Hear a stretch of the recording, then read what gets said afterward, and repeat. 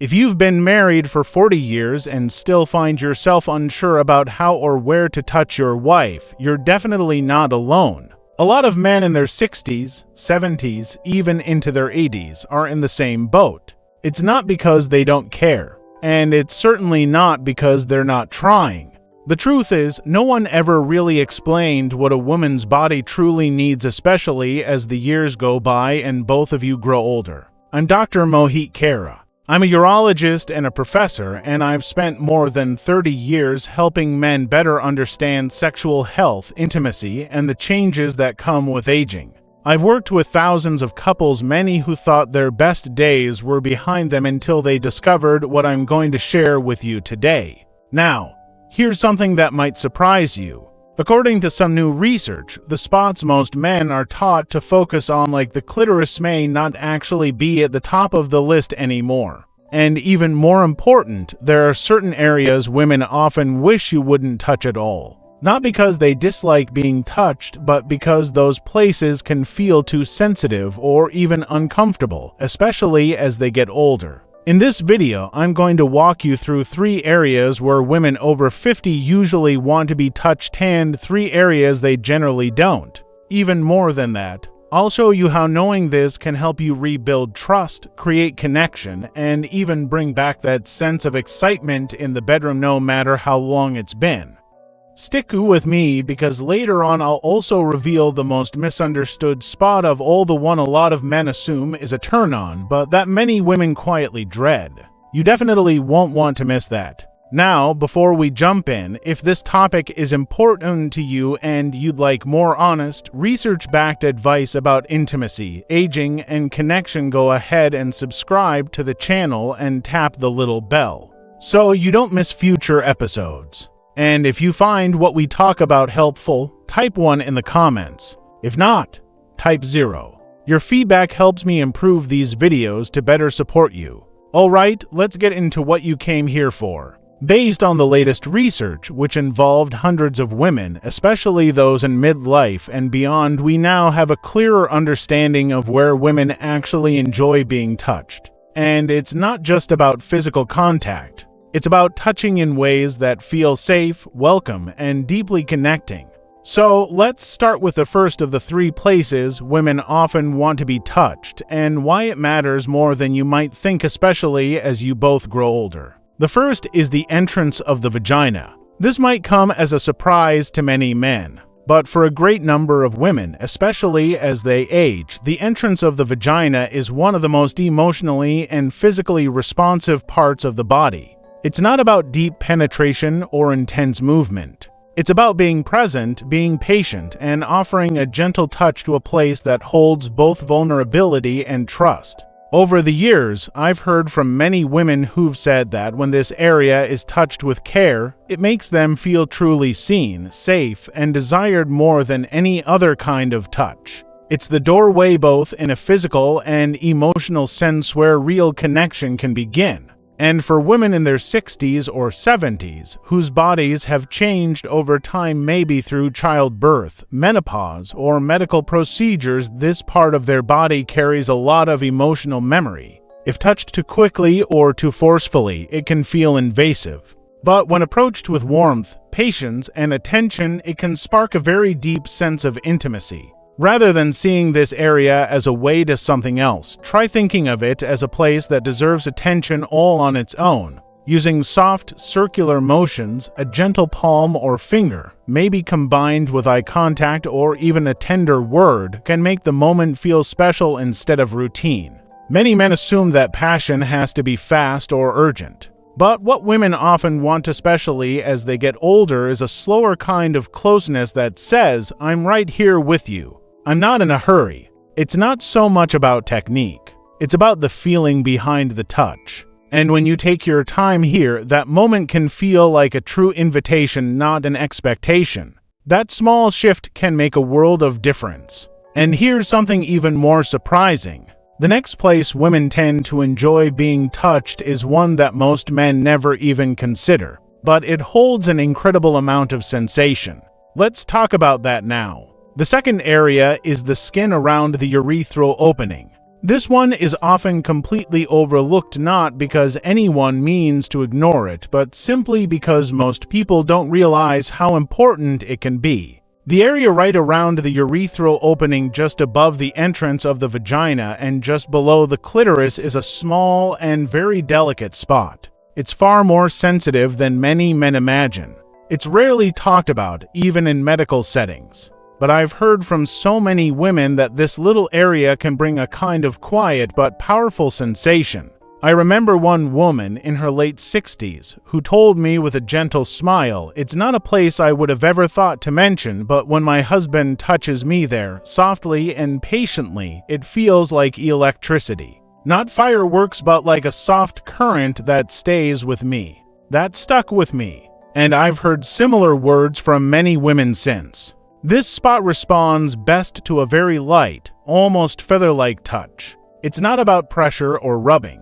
In fact, less is definitely more. Just placing a warm hand nearby or gently using the tips of your fingers can be incredibly intimate. The skin here is thin, the nerves are close to the surface, and for many women, being touched there feels like they're being carefully noticed. Especially for couples in their later years where sensitivity may be higher or dryness might be a concern, this kind of slow, thoughtful touch can make a big difference. It's a quiet way of saying, "I see all of you," not just the obvious parts. And sometimes these overlooked places are the ones that help a woman feel the most cherished. But there's still one more area to talk about. This one lies just a little deeper inside. And while it's definitely a source of pleasure, for many women it's also where trust lives. Let's explore that next. The third area is the inner vaginal wall, specifically the upper front part, often called the G-spot. Now, this area isn't always easy to locate, and it's not about some magical technique.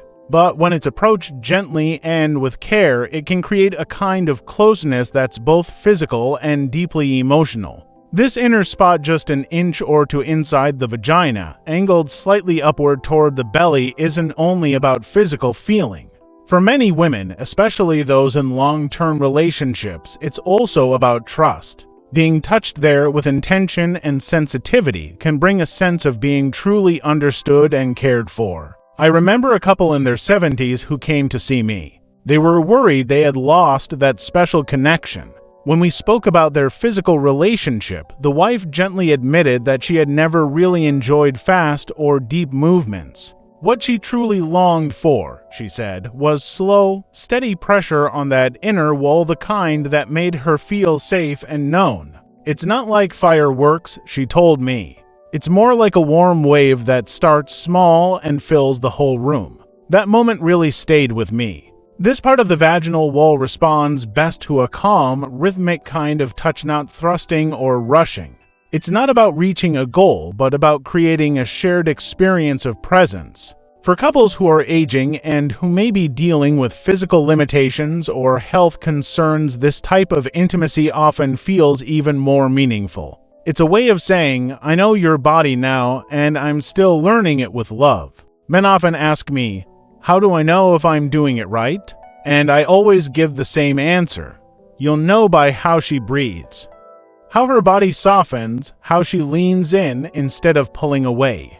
It's in the quiet, not in the noise. But now it's time to shift our focus a little, because just as there are places that welcome touch, there are others that don't. And knowing the difference, understanding where not to go, can be one of the most powerful ways to build trust and keep that closeness alive.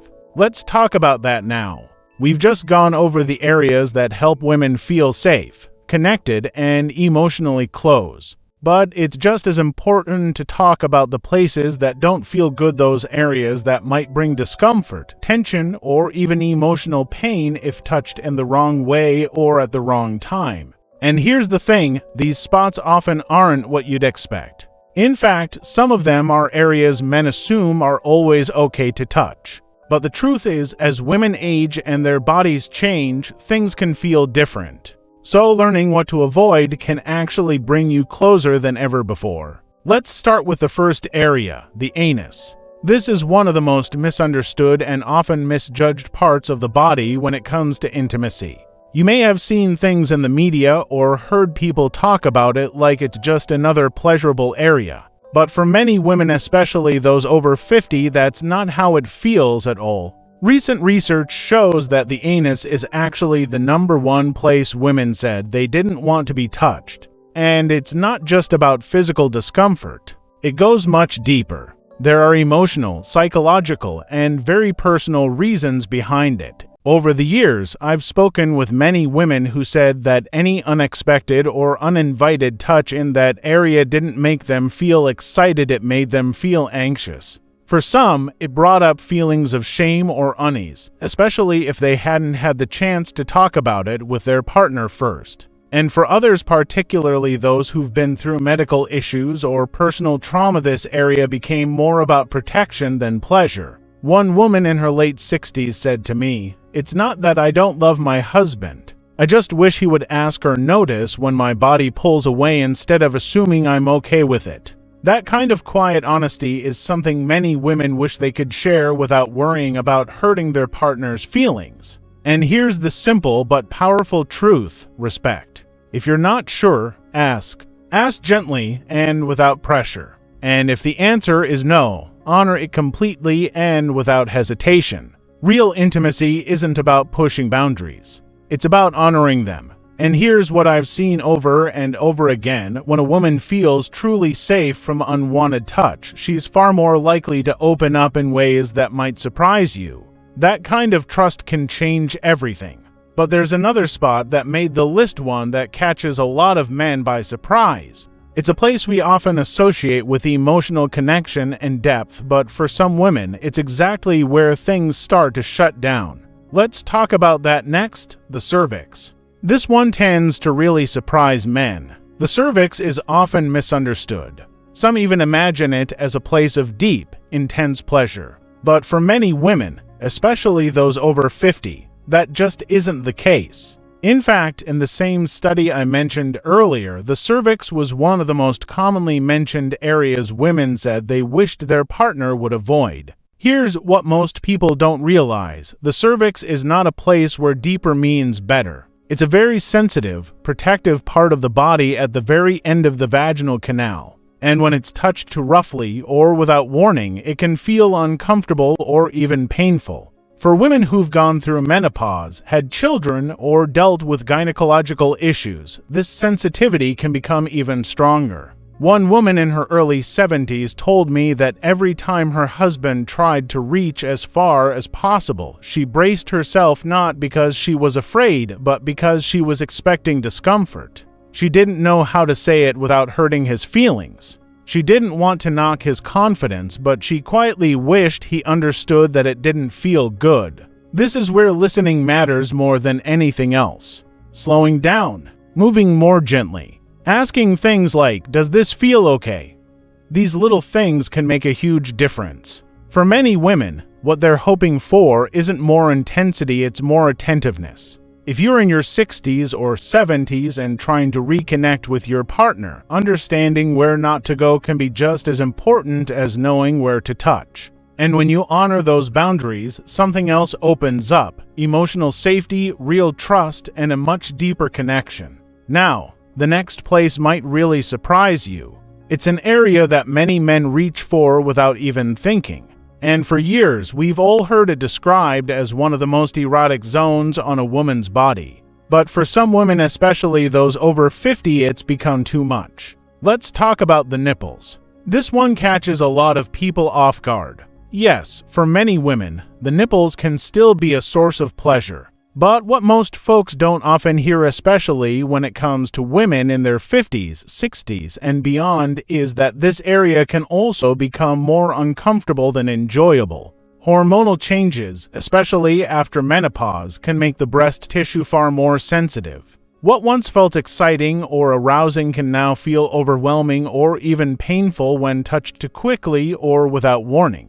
And yet, many men reach for this area right away, assuming it's always a welcome gesture. I remember one woman in her late 60s who sat quietly in my office and said, "I love that my husband still desires me. But sometimes when he goes straight for my chest, I just wish he'd slow down or ask first." It would make me feel like a person again, not just a body. That honesty stuck with me, because often it's not about avoiding the area entirely, it's about how you approach it. The truth is, the nipples are incredibly sensitive, and that sensitivity can change from day to day. It might depend on hormones, medications, or even how a woman is feeling emotionally. Some nights, a soft touch might feel lovely. Other nights, it might be too much. And that's why presence really matters here. Paying attention to her breathing, her body language, or simply asking in a gentle voice, "Is this all right tonight?" can completely change the experience. When you take the time to do that, you're not just touching her physically. You're letting her know that you're still paying attention, that you're still curious, that you're still learning her even after all these years. That kind of care and intention creates a different kind of closeness, one that doesn't fade with time, but actually grows deeper. Now, if you've made it this far and you're still listening closely, I want to say something to you, something I think more men need to hear. If you're still here, still wanting to understand, still wanting to connect, that tells me something important about you. It tells me that you care, not just about touch, but about closeness. About making your partner feel loved, safe, and seen. And if no one said this to you in a while, let me be the one to say it now. That matters. You matter. The desire to stay close, to keep learning, to love more gently and more deeply with age, that's something to be proud of. A lot of men in their 60s, 70s, even 80s come to me feeling unsure. Maybe their bodies have changed.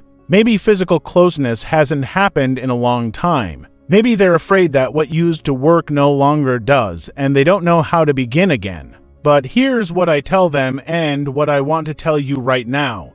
It's never too late to reconnect. Not just with your partner, but with the part of yourself that still wants to give, to care, and to explore. Connection at this stage of life might look different. It's no longer about performance. It's about presence. It's about making your partner feel truly valued, not just for her body, but for her whole self. And when you lead with that kind of love and attention, something beautiful happens. She starts to feel safe. She starts to soften.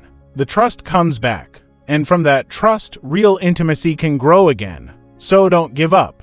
Don't assume those meaningful moments are behind you. Sometimes the most powerful and beautiful chapters in love don't happen at the beginning, but later on in the quiet, steady years when you both choose each other all over again. Now, before we wrap up, I want to leave you with one final thought. Something simple but powerful. Something that might just change the way you touch, speak, and love from this day forward. If there's one thing I hope you remember from this conversation, it's this: intimacy doesn't disappear with age. It simply changes. And with that change comes an invitation to slow down, to relearn, and to listen more closely than ever before. Because what matters most right now isn't how much you remember or what used to work. What matters is how present you're willing to be right now with the person you've chosen to love. We've talked about the 3 areas that women often respond to most: the entrance of the vagina, the skin around the urethral opening, and the inner upper vaginal wall.